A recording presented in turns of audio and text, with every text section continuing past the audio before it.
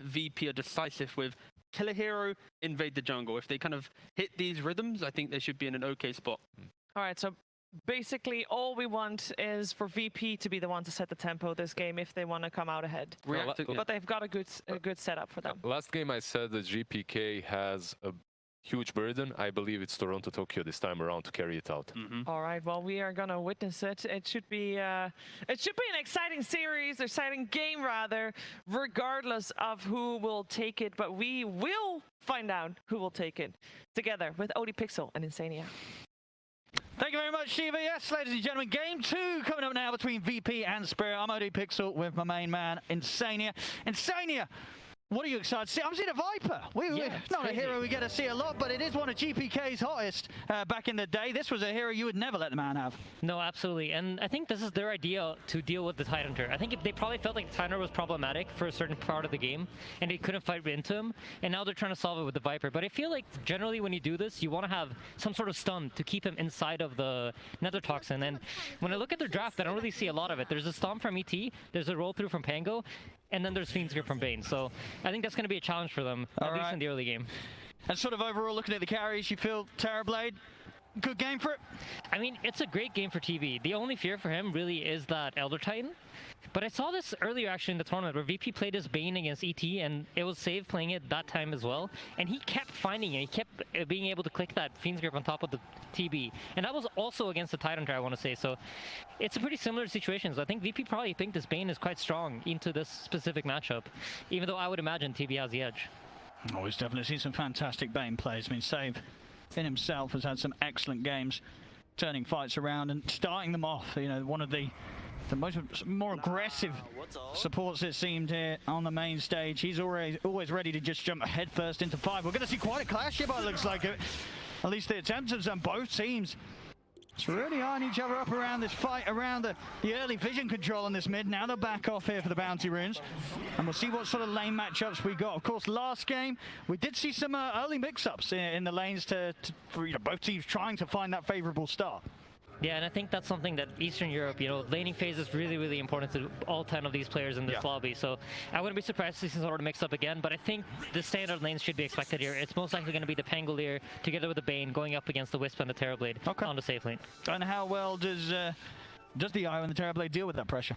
I mean, I think generally speaking, when you play Wisp, you want to play against lanes that are trying to harass you out of the lane, and that does fit like Pango's concept. Pango's very rarely a hero that tries to kill you from full to nothing, so I think they should manage to do fine. However, the Bane is like the X factor here, because Save trades extremely well into both these two heroes, so when the meta's down, I think they might have a hard time getting all of the CS, but how you manipulate that with the pull and stuff is going to be interesting to see. We'll see how how much Yatoro can find out early on in the lane. Looking at the other lanes, the mid lane matchup, Viper, Lesh, early levels, how does this look? I think it's a pretty rough lane for the Leshrac. He's going to have to use a lot of mana, as you're seeing, to just try to secure some CS, but he saved up gold for his bottle, so he's going to try to play that regen game where he's just using mana to get a lot of creeps, trying to get as much as possible out of the lane, and then have the water runes refill it. And, if somebody happens to die in the top lane, I wouldn't be too surprised to see Mira TP mid and refill that bottle, or see Miposhka do the same thing. So that bottle's going to be crucial for TORONTOTOKYO. I mean, are we going to get someone dying first? What in that top lane is that where you sort of see the most brawling in this early laning stage? I mean, here in the top lane you have Elder Titan and Ursa. This is more of like a kill setup. So I think once they hit level 3, that's a pretty big power spike for the Elder Titan. I'm sure Fogg has talked a ton about this hero. Oh, he loves it. But level 3, that's really when you start trucking in damage. And then Ursa's online too, right? You have both the slow, you have the Fury Swipe. So a lot of tools to get kills up here once the levels come online. So far, on the early CS, nobody falling too far behind really. DM just having the slow of the starts, but we saw the same thing really happen last game. Yeah, and TORONTOTOKYO got the bottle. He's just bottling up. You notice he's doing very, very even with the Viper, and this is just a result of getting that bottle so early. Rune control is going to be really important too, I think. This bottle, for me, is like so crucial, because if the Viper is able to dumpster this mid lane, that's going to lead to GPK having a huge timing in this game and VP able to control the pace. So I wouldn't be too surprised to see supports helping out with the 4-minute runes and the 6-minute runes. And what sort of is the aim here for GPK's Viper this game? Is he going to build to control? Are we getting an Atos, or he's going to tank up so he can join these early fights and enable the Ursa? So I think traditionally the way GPK likes to play Viper is he goes Boots of Travel and then he kind of decides where he goes with it. I wouldn't be surprised to see Atos because, like we said, I think this is an answer to the Tidehunter. They want to use that Nether Toxin to shut the Tidehunter down, and they don't really have the lockdown to keep him in the Nether Toxin, so the Atos is probably going to be nice. Later into the game, you're going to have Ursa build a Basher, and then, you know, they'll have the lockdown as the game progresses and they hit item timings. And talking about the Ursa for Nightfall, this game, how do the timings sort of pair up in the way that VP are going to want to play the game around their Ursa carry, and Spirit are going to want to around their Terrorblade? I'm expecting Nightfall to, you know, Roshan's going to be obviously like a point of contention, and if the Ursa can get that Aegis early on, some sort of diffusal build, phase boots, you know, playing fast, I wouldn't expect some sort of Battle Fury, but it is possible. But I think they have enough AoE from the Kingslayer and the Viper, so I think for VP you're looking at trying to get that Atos on Viper, you want to get the diffusal on Ursa, and then you want to just go. Sure. I mean, because this Pango, damn, he's going to be quite the nightmare in the fights when he gets that Rolling Thunder off, right? Nothing to stop him at all once he's in the ult. Yeah, absolutely, as they're applying pressure to Yatoro, but, you know, Wisp uses a healing salve, gets him back up to full HP. But yeah, like you said, once he starts rolling up, you know, it's hard for you to play Shadow Shaman because you need to stand in place and try to grip someone. Or Tidehunter generally wants to use Ravage to blow everything away from him, but once Pango's in that role, you're not really touching him. So it's a really, really good Pango game. He doesn't need to be afraid of Leshrac. All he really needs to make sure that he does is get on top of the Terrorblade. Oh, we're going to see straight up TP for TORONTOTOKYO. Will reset back in the base. Yeah, absolutely necessary there with the setup. Was made by Save. And that's what we were talking about, right? The rune control. It's really important to make sure that this Leshrac can abuse the bottle to just keep getting creep kills. Because right now he's sitting at 20 CS. He's doing great, right? Yeah, even with a Viper. Not an easy lane, but TORONTOTOKYO trading farm quite nicely. Yeah. Dire's top tower is in danger. Up top, you see, so one of the interesting things about running Tidehunter against ET is you get this minus armor from the Gush and the Slow, which allows you to fight back when he runs in with the Spirit. And you can look at Mira's skill build as well. He has 2 points leveled up in his Ether Shock. They're looking to just fight the Elder Titan when he runs in, so it's a tough lane for ET, but the nice thing about it is that you take a lot of attention, and that allows Nightfall to get a lot of creeps. So even though you don't have a great lane as ET nowadays, you almost always will take enough attention to let your carry get a lot of farm. Yeah. That's certainly been the case here. Only a few CS right now between the farm and Nightfall, and of course Yatoro there on the opposite side of things down bottom. So it certainly seems that, you know, having the presence of the IO has been enough for Yatoro to be able to survive through most of the aggression. We're going to see a bit of an attempt onto Yatoro down here, but quickly with the tether, Miposhka giving him the ability to turn things around. Safe will pop the Fairy Fire.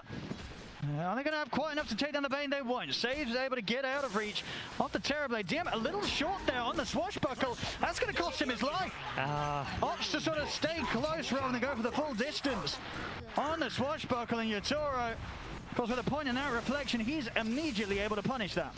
Yeah, great play from from Team Spirit there.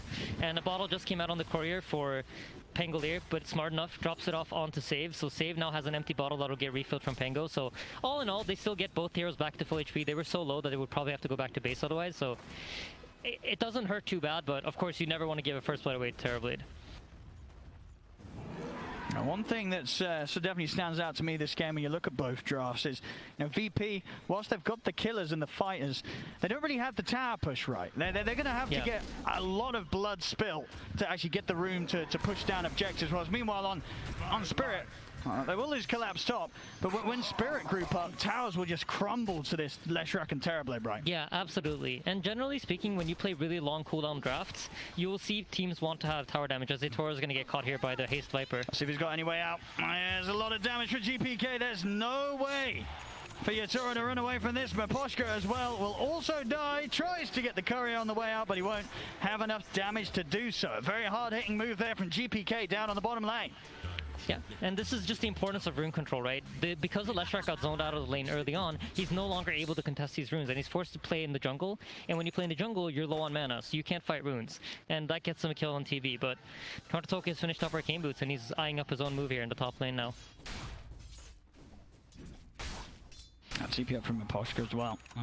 Got the quick Refill here on the bottle and see what they can do about this tower. See if VP are going to put any effort into trying to hold this off. So this is one of the times when you really want to have tower push in your team, so you can rotate the Ursa down to the bottom lane or some sort of hero down to the bottom lane and apply tower damage. But VP just straight up can't. So this is something that they will suffer to in the game. If they don't feel strong enough to fight back, Team Spirit can easily just run over towers. Yeah, they're getting the seal one for sure. 9% up here from VP. They're focusing elsewhere. Save, trying to keep Yatoro on edge as he comes deep into the jungle. He's being so obnoxious. He's just forcing Yatoro to run away. He just wishes he could sit here and farm for free, but he's killing off those illusions. This is something I think a lot of people don't do enough of. And this forces Miro to come down bottom. Well, they should have a pretty good shot of getting save here. He'll try and turn with the Nightmare. Instantly able to take it off with the illusion there, Yatoro. There's a couple more hits. He'll find them. So save finally put to an end. Well, CTM looks to go in with the Rolling Thunder, but Team Spirit, they're already back underneath the tower, and nothing is going to be found with this Pango ult. Yeah, the ward here on the high ground, just allowing them to see the Pango rotate over, and he's easily able to dodge it out. Yeah, it seems like GPK decided to go a different route. No Atos, he's going treads into Dragonlance, so looking more at trying to deal some damage in these team fights. I'm not sure if I personally like it the most. I think when you play this Viper as an answer to Tide, you really need to make sure that you can either burst him on the Nether Toxin, and in order to do that, I think you need to have at least one stun. And I just don't think they really have that lockdown. I would have loved to see that Atos. What sort of advantage does the Dragonlance have from this game? I mean, what does it say to you when he does go for this to start his build? So I think probably what he's thinking is we need a way to kill the Leshrac. We've seen the Chinese teams run Lina a lot against Lesh as an answer because you have that long range and you buy an early BKB and you just sit that from behind and just keep hitting him. So probably GPK's plan here is to buy the Dragonlance, sit back really far, and try to hit down the Lesh as he tries to charge straight in. So it makes sense, but I think the Tide just might be too big of a problem, but we'll see. I mean, Collapse last game did have quite the impact. And we'll manage to catch him on his own. He is rather tanky. They should get the job done here as long as Collapse does live. He does still end up eventually going down. Yeah, and Team Spirit immediately on the response, right? TORONTOTOKYO runs up the mid lane, pressures that tower. As soon as VP makes a move, he's been in the right place to apply tower damage. And this is really good by them because they keep forcing the VP heroes around. Another quick grab onto save. Yeah, the three-man of Team Spirit are doing a great job. The two supports together with TORONTOTOKYO just running around applying pressure. And if he gets a rune here, that should lead into a play. Luckily, GPK gets it, so Invis rune. Now this puts the pressure on the Tide again. He's probably pretty scared. They know that there's a bottom rune spawn since TORONTOTOKYO didn't get a top. And we'll see if they might try to fight back with the Ravage here. Depending on if Collapse leaves the lane or if he stays here, that should be a pretty clear indicator to whether Team Spirit wants to fight or not. And how strong of a timing is it going to be this game for Nightfall with the Diffusal? Is it as simple as Diffusal's picked up, he can join the fights, or is he going to have to play on and farm for the BKB before he really gets stuck in with the team? I think most likely with the Diffu, they'll try to take some sort of engagement. It's a strong timing as Tidehunter gets caught now. But you see, they can't stun him on top of the Nether Toxin. Yeah, he's straight out of the Nether Toxin, and now there's been a chance for the response to come in from Spirit. TORONTOTOKYO's been brought in, but the damage is actually too much here. As Spirit, they try and take this fight, but that's going to be one, that's going to be two going down. As maybe just overestimating their capability to get kills with the damage of the Leshrac. We see Lesh just getting destroyed on the front of the action. I think they need the Ravage to go off, right? Once the Ravage goes off, you're going to see the Leshrac drop the stun, and then GPK can't pump damage into him. If they are able to have GPK stand back and deal damage, then, you know, any hero other than Tide is just going to melt to him. So for that reason, you know, Dragonlance does actually make a lot of sense to me now when I see it play out. So up until the Blink Dagger on Tide, if he decides to go for it, it should be a pretty smart item choice actually by GPK. And we're definitely seeing this game in comparison to the first one. VP, they seem a little more active in terms of just making sure that the Collapse, he's just not getting the space that he did in game one, right? This is going to be a much slower beginning for a Tide that had such a long time to ramp his game up in the first match of the series. Yeah, absolutely. And I really do think like Collapse comes in at a really clutch timing for their team. Up until the time that he gets his blink, you rarely see Team Spirit kind of group up. And in game 1, you had Yatoro playing a more active hero as he's caught here in the top lane. He is huge. He has got us under if he gets out, but there's nothing to stop the grip here. Mira was trying to find save. Nightfall, he's already out through the tree line. He's going to be fine. They'll turn for save. Should get the Bane. But of course, the bigger loss being theirs. Yatoro taking down VP at the same time. DM applying pressure on the mid. TORONTOTOKYO not able to find the lead in. Yeah, just good. I think this is something VP does really well here. They learned, you know, the last game we had kind of roles reversed, where it was Team Spirit applying the pressure to VP, and now VP's in the commanding position of, you know, we need to make the moves. We need to be the ones taking space. And we mentioned the heroes don't really have tower damage. DM's right on top of the mid tower. As soon as a play happens somewhere else on the map, he's in the tower space, making sure that he forces reactions and just gets that chip damage that is really important for them. Top set up from Mira. He's got the grab, the opening. TPs are coming in to try and back up Nightfall. Can they burst Nightfall in time? Nightfall, he's got no ult for 20 seconds and no chance to survive. Great setup by Mira. They're going to relocate back out. You see the positioning that VP has on the map right now, there's one core on every lane. They're just trying to farm up as much as possible and control map space. And this forces a lot of the Team Spirit heroes into the triangle here. So they don't really have anywhere to farm. Even though they have heroes that farm faster than the VP heroes, if the game stays static like this, VP is going to be heavily out farming them just because there simply aren't enough camps. And Team Spirit recognized that and decided to smoke up right away. Yo's finished on TORONTOTOKYO too, so now he can finally make his own initiations. Doesn't need to wait for the Ravage to come out. I mean, they're making a run straight towards GPK, but GPK is aware. Yeah, and he has that illusion rune bottled up, so that can be used to disjoint the Leshrac stun out of Yo's if he times it perfectly. They still want to get something here, Spirit. Kingslayer. He's going to walk into the action, but GPK is around to try and help them fight. The Hex out, good ward drop as well though. Mira just lays down the Serpent wards, and GPK, he'll quickly follow after the death of Kingslayer. I mean, I guess they felt that they could get a kill whilst the outer tower was being focused. I mean, it seemed a little bit of wishful thinking there from GPK on trying to turn that play around. I mean, Mira's been playing a really sneaky game if you think about it. You expect the Wisp and Leshrac to play together, and normally when Wisp and Lesh show on one side of the map, you expect the team to be on the opposite because they're relocate threat, right? You want to put your stuns on the other side of the map so you can relocate over and get pickoffs, but Mira's next leveling it. He knows that VP is going to assume that, so he's running with the Wisp and the Leshrac, and I don't think GPK expected him to be on that side of the map, simply put. Absolutely. Not at all, it seems. DM is ready to go. In with the blink. Good setup and a good angle here, catching them close to the stairs. The sleep as well, allowing for a further bounce back and a third into the splitter. Perfect showing there from DM, jumping in with his blink pickup. And this time it was Spirit that weren't prepared for the moves of VP. Mira as well, also to go down.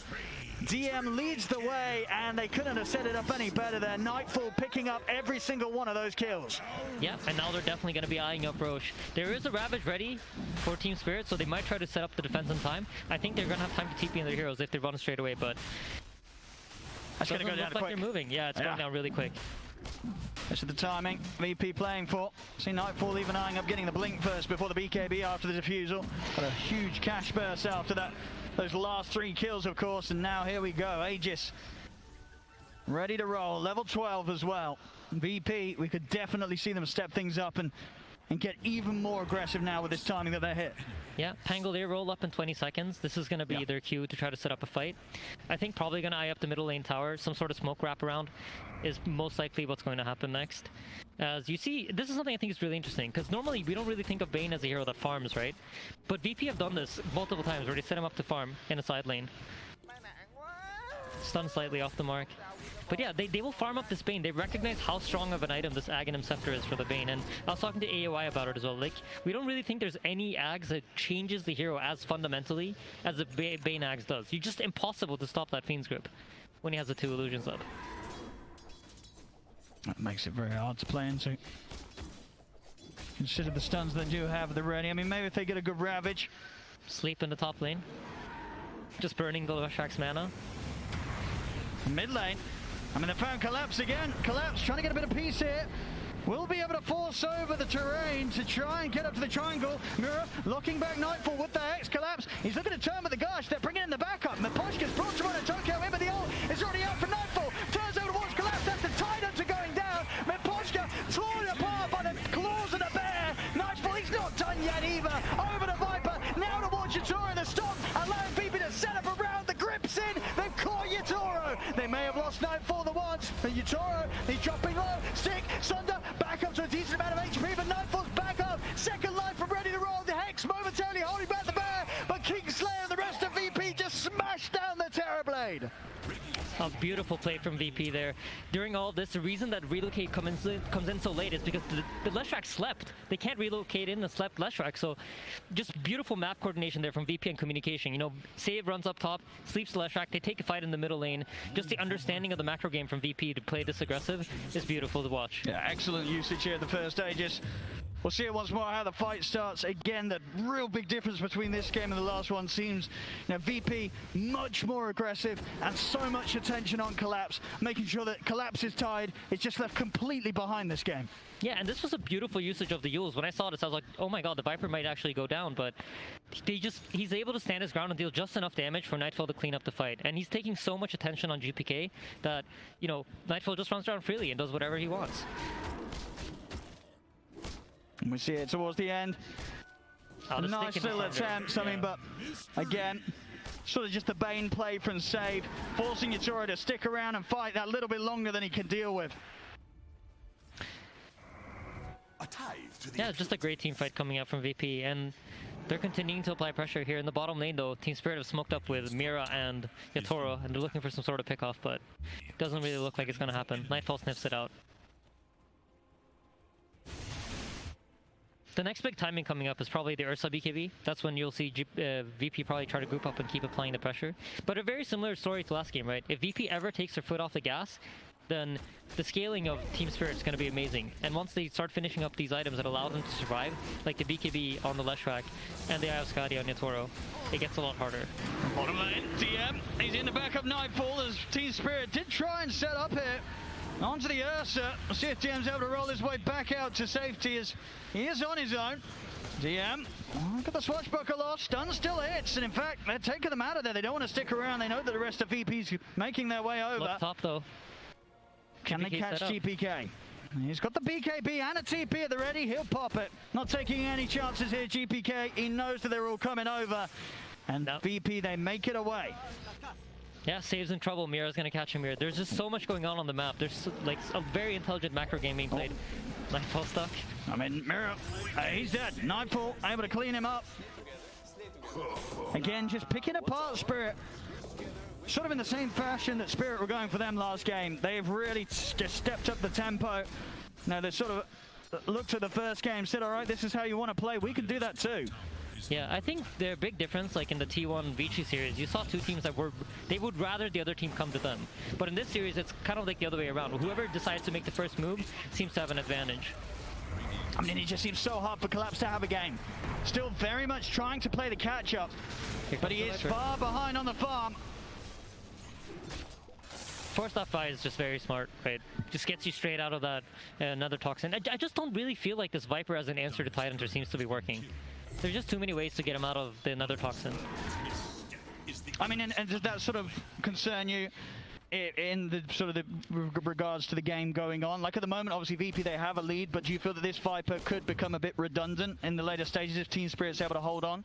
I mean, I feel like it explains why he decided to go for this item route at least, and not the route of Atos, because if, let's say he went the Atos, right, Tidehunter would just buy a Force Staff and force himself out of it. So GPK clearly knows something that you and I don't. Yeah.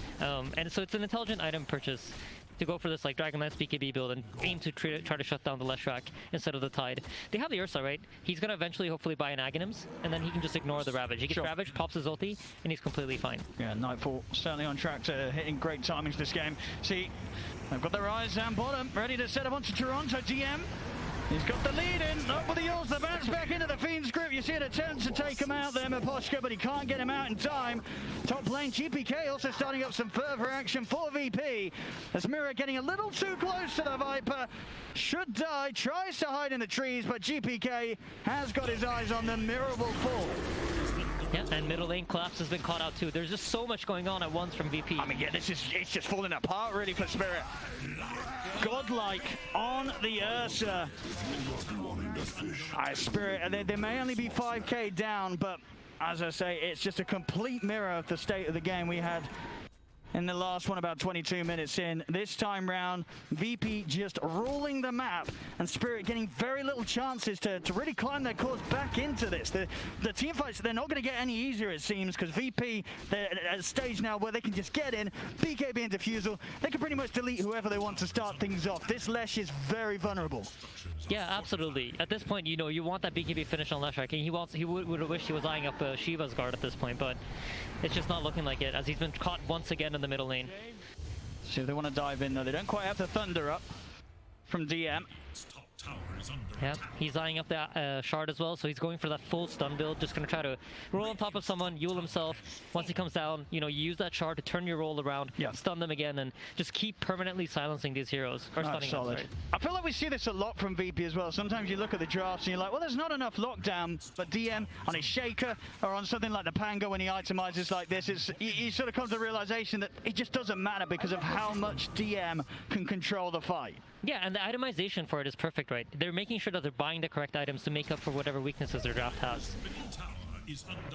Oh, they know collapse is collapse. They're not going to keep looking despite some of the trees being cut. So if you haven't been there with your hero physically, you can't actually see that the trees have been cut sometimes. We can see it as spectators, but the players in the game won't actually see it until they walk straight next to the tree. So they probably don't know that collapse is there. Sneaky play with the Force Staff there, getting him out of trouble. I'll see if he wants to show himself to clear out a few more waves. Still 10 seconds on the TP, so he's stuck there momentarily. Back in action, Yatoro. 1,000 gold off his Skadi.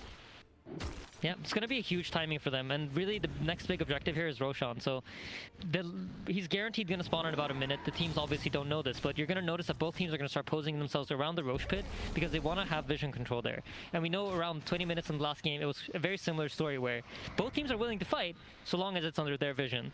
And it's the exact same thing here, so whoever can control the vision around the Roche pit has an edge leading into this team fight.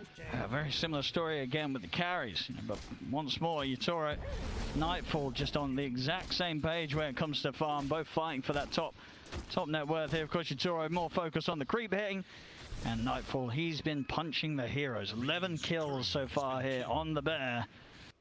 And for that basher next. Yep. Saves buying a Force Staff, and I believe so is Kingslayer, so they're recognizing that, you know what, they might need to kite out these cooldowns. Once the meta is popped, will have 2 Force Staffs to pull their heroes back and just wait out these cooldowns if they need to. And the same thing for the Leshrac BKB, right? If they don't feel like they can fight into it, they have the tools to decide, you know what, this fight's not good, we're gonna pull out, they've committed meta, and then refight again in about 60 seconds. Nice Roshan, it's still theirs, no doubt about it. Matter of seconds, and Nightfall will be able to finish this one, and they're coming out with the smoke from the bottom half of the map, but it's going to be into an Aegis Ursa. So unless they find a real quick pick to start the fight off with, Spirit are going to have the best of times fighting into VP. They need the Pango, and they're going to see him here if Collapse keeps running in. This is the best target for them if they can actually kill him. He's so slippery though. But the Shard, the Blink, the Yules, the Thunder, there's just so much to play his way out of there. They have to get some sort of instant catch. It's really all on Mirror. Yeah. If he's not able to find the opening, DM's going to get out every single time. And just speaking about that opening, you see Mira is only 250 gold off of a Blink Dagger, and that will allow him to make that first jump, which is going to be really important for both teams here. Absolutely, until that's there, they're not going to be able to start off the fights with this Pango dying. Yeah, GPK is also closing up on finishing Skadi. This will make it very hard for the Leshrac to just keep running in, right? You're going to get slowed down by the Viper during your BKB, and then once your BKB is out, you're absolutely not moving. Yeah, and he's going to be a beast. Really itemizing up to be the second carry, really, for the team. You know, you're going to have an Ursa in your face, you'll have this Viper off in the distance, spewing the poison and toxins all over you. It's not a fun fight for whoever starts off on the front for Spirit. Yeah, absolutely not. I wouldn't want to be a Spirit frontliner playing against these heroes. I mean, what is the game plan for Spirit now? They must be realizing that they're, every minute they are losing more and more control of the map to VP. Where do you look for the comeback from here for Spirit? I think it's a similar story to last game where you need to fight on vision so that you can find the correct targets. The whole purpose of fighting on wards is so you can see the backliners of Virtus.pro and you can catch them before they get their spells off. If they're able to initiate on Viper and he can't BKB and he goes down, that's a huge catch for them. Same thing with the Pangolier, even the Bane, ET, like all these heroes, pretty much anyone except for Ursa is a good initiation for Team Spirit if they can find it. So just look for the wards, look at the minimap wards, and that's the areas that the teams want to fight in. For VP, you have the top area, and for Team Spirit, you have the bottom area where they want to fight. And this is something Spirit does a lot. I've noticed they do this in a lot of their games, where when they're behind, they'll take over the enemy triangle and ward up the entrances. And then if the enemy team approaches, they're willing to take that fight. Radiant's middle tower is under attack. Still a good few minutes on the Aegis VP. Dire's Yeah, they're looking to hunt now. So now the way that you want to approach this game as VP is you want to try to move around the map and force Team Spirit to TP away from it, set up vision on lanes, or set up vision on camps where you know the heroes are isolated when they're farming. And then once you have forced the heroes into their base, then you can start forcing them into a team fight. And you see here, Mira's going to TP out, and now VP feel like they've gained control of the bottom side of the map, and immediately they're going to move over the heroes to top. Nightfall TPs into the tier 2 top tower, and now he's going to be on the hunt.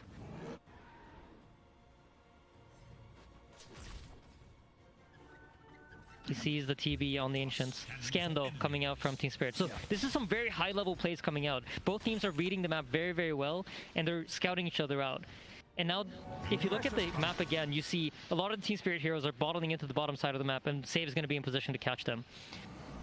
Oh, grip as well onto TORONTOTOKYO. GPK is in with the damage. They need backup. They need it now. TORONTOTOKYO how to put the BKB to get out of here. Mira, he'll be the new focus as GPK turns over towards the Shaman to fall.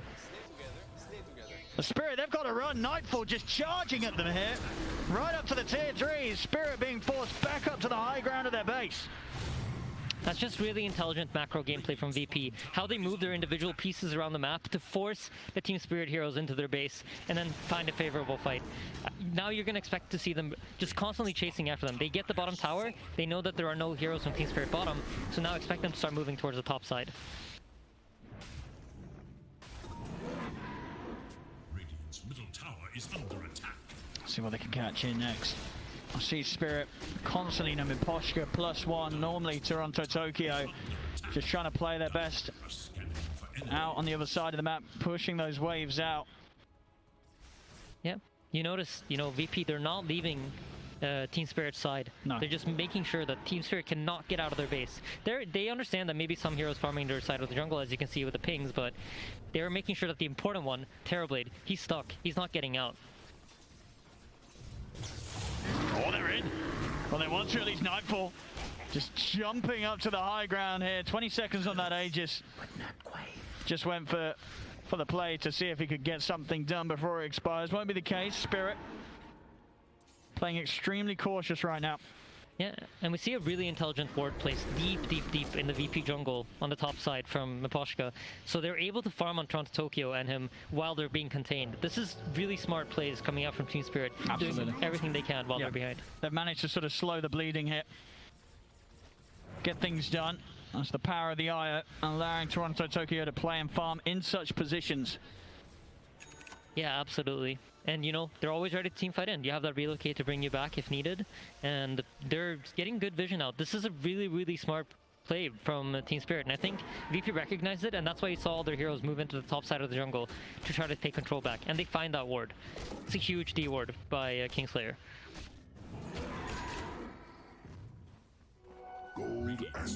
Game state kind of slowed down, and it's just both teams, they're waiting for that right fight. They know that they can't be impatient and just run into the enemy team in a bad fashion where they will throw the fight away. Just making sure that, they're fighting in areas where the enemy team will not have wards. Dire's middle tower We'll see is under attack. to the mid here. Both teams Tower is under attack. opposite side of the lane. Waiting for one another to show. Nightfall will step up. Running under the tier 2. It's probably going to be too much of an ordeal here though for Spirit. And there are pings about smoke wraparounds, and here we go. VP smokes up. Okay, they're gonna try. So now here's the question: which angle is Team Spirit not covering, and are they gonna find it? The collapse is watching with the high ground. TORONTOTOKYO is actually going to blink in straight away into the river. Get the stun on the other side, collapses in with the Ravages, clocked the 3 of them. There's going to be Kingslayer going down, immediate buyback. That's how Yatoro, big HP, but the feast there will get cancelled for now. Mira taken out here. As they'll try and go for more GPKs onto collapse. Forcing the tide away, TP out, safe, he's able to get in, Nightmare! Puts the stop to the TP, collapse, trying to hide in the trees. Oh, he's actually going to be able to make it out with a blink! They're going to still try and chase it, VP. They have seen him in the trees here with the spirit out. Kingslayer will spot him out. GPK takes him down. Bottom, TORONTOTOKYO also taken out by Nightfall. Great read on the map, recognizing that he's there. So now Metamorphosis has been used, Ravage has been used, Virtus.pro's draft basically doesn't have any cooldowns, right? So once DM is back alive, they're most likely going to look to continue the hunt and make sure that you don't allow Team Spirit to farm. Because as long as Team Spirit are farming with these illusions and stuff, you notice the gold lead isn't really increasing, it's just staying at 8,000 gold.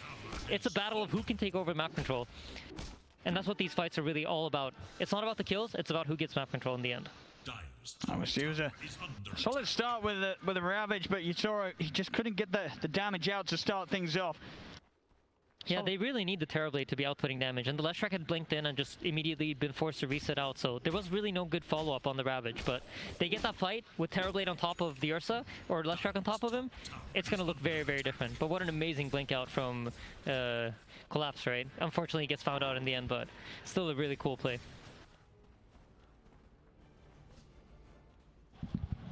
Still about 50 seconds until we get close to the next Roche potential for VP.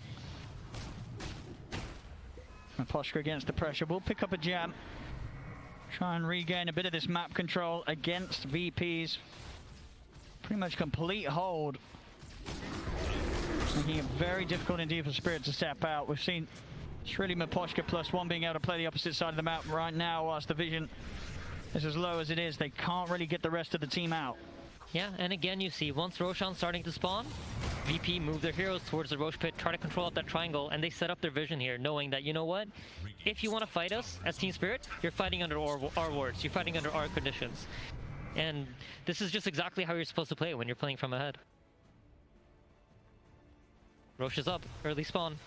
A DD rune as well outside of the pit. It's going to be a quick one. Spirit though, they're smoked up, they're looking to take the fight. Terrorblade meta's up, Ravage is back up. And initiation's everything here. They've got to get it so quick, but this DD is falling so fast. Spirit, they'll start things off with finding Safe. Not a bad way to begin the action. Bane's gone. Safe has got a buyback if he wants to pop it. TORONTOTOKYO has been caught out there by DM. PK being yours up into the air. Collapse. He's never getting the Aegis. He gets the cheese as well. Collapse just walks in. Cheese, it's actually been left behind. He doesn't even want it. He starts to back away. Yatoro gets fully focused by Nightfall. I mean, Collapse may have got the Aegis, but they've lost their carry. They'll lose Collapse. They're almost certainly going to lose him again here off the respawn by the blink. He's not making it away with that TP. Basher from Nightfall kicks in. He will go down. Cheese is still there, but he gets it. He takes the Aegis. Who got the Aghanims out of that? I believe the Ursa got the Ag. He did. He did get the Ags, yes. But yeah, she's still in the pit. It's still in the pit.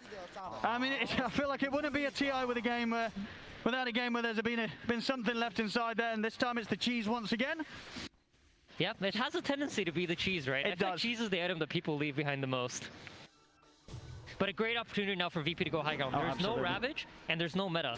And could you ask for a more timely bash than the one that Nightfall got? Right as the TV wants to look for that Sunder opportunity, bash. Yeah, Yatoro just had such a hard time trying to get a fight going. It's just so much controlling him, even with the BKB.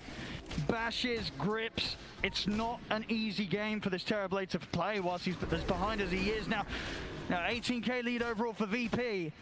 That was a very costly team fight loss for Spirit. They can't afford to lose another like that, otherwise this game's done for. Yeah, absolutely. But you do notice VP do have some problems with their draft fight. They can't break that high ground, and you touched on the early game. There isn't really tower push here. So VP are going to need Team Spirit to come out of their base in order to be able to get this high ground push. So what you'll see VP do here is they're going to split up, try to farm up as many resources as they can, and Team Spirit, knowing that, at some point will feel like, okay, we're falling way too far behind, and force them to come out of the base. But not having Aegis basically bought them 10 minutes. They gave up a fight, okay, but they bought themselves about 10 minutes of like being contained in their base. So it's always something. I mean, and honestly, I feel that comeback potential can absolutely be there. You know, collapse on the tide. I feel like we've seen so many times. If he can get that refresher, the double ravage, that can make wonders happen in these team fights. Bottom though, outside of the base, Mira run down by DM. And Miposhka is able to make it out with the tether TP. Good job, he did go for the tether before TPing out. But now has left TORONTOTOKYO on his own. This is huge. I saw something really, really interesting. If you guys click the inventory of Kingslayer, he has 4 healing salves that he sent out. They're recognizing that, you know what, if we want to go high ground, it's going to be a slow push, and we're going to need resources to deal with a poke. So sends out 4 salves for his teammates. Great I mean, he's been digging them up as well. Well, that's true. This man keeping the shovel out. He's been keeping the shovel. That probably is how he got the salves. Makes a lot of sense, Owen. Thanks. He's digging them up nicely. There's another one. 5 salves. He's finding all the heals, but as you say, definitely going to be able to put use to them if VP want to keep knocking at the door of Spirit. As slow and, you know, as it will be, it will take time. Maybe, you know, GPK is able to pick up the shard eventually. I'll give them a little bit extra to take those buildings down. Yeah, absolutely. But you see, VP, they're not too concerned, right? They understand that right now Team Spirit are not gaining any resources. We finally have what we wanted. For the last 37 minutes, this is what they've been fighting for. They've been trying to force Team Spirit back into their base to allow them to just farm all the resources on the map and get as ahead as they can. I mean, Nightfall's just absolutely massive. Nearly level 25. Has the full Satanic done. Axe Shard, he is ready to end this. Yeah, I think the second Spirit steps out, they're going to pounce. But I wouldn't be surprised to see them happy just farming out until Roshan comes otherwise. VP's going to set their map up here with, like, I think Save is going to play close to whatever hero's playing aggressive on lanes. And then if he can find a grip on a target, that's when VP's going to really try to collapse. No pun intended. Well, it is a lot about the tide. Yeah, he's eyeing up a refresher. He's about halfway there, but I mean, he's just had such a hard game. You know, yeah, 1-7-1. They have completely shut Collapse down this game. Yeah, he's been involved in 2 kills in 38 minutes. It's not a fun game to be the Tidehunter. Yeah, especially when you say, you know, for Spirit, a lot of their game plan does revolve around Collapse being the main playmaker. Yeah, I really think he's like their mid-game piece. And if you think about the story of this game, they didn't have a mid-game. Their mid-game was just running away from VP and trying not to give away kills. Oh, look at that. Okay, yeah, okay, he's up to the 89. I was going to say, yeah, that 66 was earlier. So yeah, up to 89% of the win probability. And also, Miposhka. Miposhka's out. TORONTOTOKYO will take out Kingslayer. They get the Serpent down as well. Mira with the grab onto save.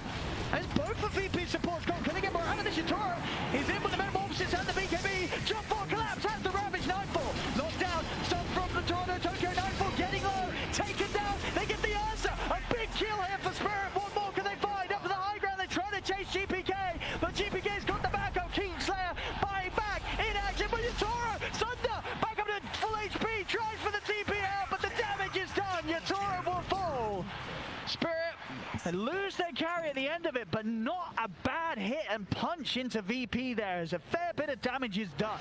Yeah, then to take out the important heroes, right? There's no Ursa, so there's no high ground threat. They're buying themselves more time. These fights, they're going even, but when you go even when you're behind, that's actually favoring you because you're getting more gold from the fights, the enemy team is ahead, and you're also delaying for this late game timing. So if we click on Collapse, you know, slightly closer to your refresher. It is progress. Absolutely, absolutely. And look at his inventory. I think this is so cool.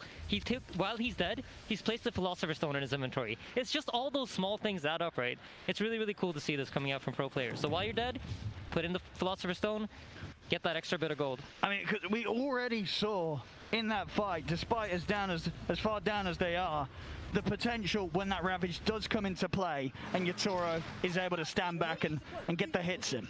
Yeah, absolutely, absolutely. If they can have the Terrorblade in the right position once the Ravage goes off, it's huge. Up top, Six up. We've got the Hex in. DM trying to cover them from the side. He's ready to go for the Rolling Thunder. GPK with the BKB turns over to TORONTOTOKYO. TORONTOTOKYO buys some time with the self-fuels, but he's surely going down. He's forced aside. No, Aster's ring is still alive. Stuns intensive with a Hurricane bite. Oh, he's alive! He's alive! What a save! They get him out. TORONTOTOKYO will survive for now. Mira goes down, but the Lesh will live to see another day here thanks to Miposhka. What a crazy save, man.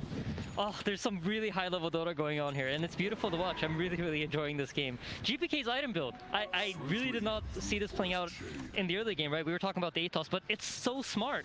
He has the AC, So he has smart. the Scotty. He can tank them up. He is. Yeah, 6-2-11. He's having a great time on the Viper here. We'll see this replay again. I mean, they make this what seems to be an ambitious attempt on GPK. It doesn't end up being that bad of a try at all. And just look how low TORONTOTOKYO gets. Miposhka able to switch targets here and just get him out at the final possible moments, it seems. Oh my god. Literally the last, less than a second on the relocate back out. Miposhka. What a play. What a move. There's so many crazy high-level plays going on, man. Every spellcaster, from the Hex on the Viper, you know, the Pango sitting behind the Viper in case he gets caught. It's just both teams are playing so well. It's a very enjoyable game to watch. And now we have tier 4 items coming out. Oh, Timeless Relic. That's a tasty one. Is he keeping the Essence Ring? Oh, that Essence Ring might be a bit of a good luck charm. It did save him that last fight. He might want to hold on to it. As, I think it might have been a misclick. Surely it must have been a misclick. Nah, he's got it back out. There we go.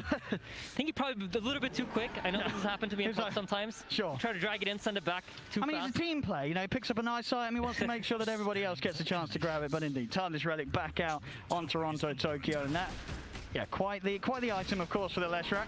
Yeah, absolutely. They also got a telescope. They haven't decided who to put it on yet, but great item. Adds attack range to your Terrorblade, gives you cast range on all your heroes. For a hero like Shadow Shaman, I wouldn't be too surprised to see him trade off the Psychic Headband for the telescope, but it seems like, you know, that's not the focus right now. They're not thinking about neutral items. They just gave away Roshan. They did. They're able to pick it all up here, and that's what it's the fourth one this game, right? Refresher Shard, Ag's Blessing, both coming out of that one. Yep. See, Ursa. Well, managed to get the enrage off, but now the meta's up. Yatoro wants to try and fight this. The BKB shortly coming to an end for TORONTOTOKYO, though. He's got to start running Miposhka. He's ready to take him out again. We'll bail him out as they manage to back off there from VP, trying to run him down. Of course, off that return to the pit as well, they do now have the 2 cheeses on VP. DM's got his Kingslayer as well. That could be huge for Kingslayer. When you're playing Elder Titan this late into the game, your biggest problem is getting on top of the Terrorblade for long enough for your natural order to deal the damage that he can, right? If they can combine, as it looks, I hear sleep. That's just on illusions. Yeah, if they can get that natural order on top of the Terrorblade and then have the Ursa hit during that period of time, that's like if Cheese gives them 2 seconds, that's enough. That's all they will need for the natural order to deal its damage. Yeah. And that last the pick up the Ag's Blessing going to save as well, as you were talking about, very strong Ags. So this is going to be an excellent addition to VP's team fight here, especially with the way that Save has already been able to make those big ults happen. And you know, Yatoro's life getting harder. He's got to keep himself completely away from this Bane, otherwise Save will look to lock him down. Yep. Trying to jump, but alright, GPK, oh, he's gone in as well. Slides himself back down to the low ground with a Hurricane Pike, mirrors out. DM diving into the tier 4 with the Rolling Thunder. There's the grip. Save has the control onto Yatoro. Yatoro needs help. He needs it now. He's not going to get it. The splitter comes out. Kingslayer takes down Yatoro. No buyback on the Terrorblade. He hasn't got the dollar. It's a huge opening. Just beautiful. You see how fearless they are. Immediately they see Mira out of position. Go. Entire team commits to it. Collapse. Used. Trying to draw their attention away from the base. He does have a buyback, so they're just trying to buy time for the Terrorblade to spawn, but I don't know, and I don't think it's going to be enough. Oh, just so much money on GPK. GPK just rolling around with 7,500 in the bank. Yep. So much money, they're going to look to try and end. I think they recognize it, you know, the way the Tyrantro was playing, that's just not normal. If you have buyback on TV, that's not the kind of play you're going to make. And VP can read that off of the movement, and they recognize there's no buy. What can they do without their Terrorblade? 30 seconds. The towers taken out here. Top 4. Nightfall is in to TORONTOTOKYO. Goes set to TORONTOTOKYO. They'll live for now. Nightfall is low. They'll turn over towards Mirror, but again, just dropping these wards down. Everything they can possibly do to take VP's attention off the base. 15 seconds. GPK committing with the BKB, but Collapse is able to slide back to the fountain. There is a refresher shard on the Viper though, so he will have that BKB back up 10 again. seconds until the Terrorblade, but VP, they're looking to end it. Refresher shard in the second round of the BKB. They've got the grab, but the damage comes in for Collapse. It doesn't matter with the BKB. VP can focus the ancient and end the game. As game 2, Virtus.pro will manage to keep the series even once a between VP and Spirit. We're getting a game 3, Aiden. And this was just a masterclass from VP, how to play from ahead. What do you do when you have the right heroes that can kill the enemy team? And yeah, it was perfect. Can't wait to rewatch this replay.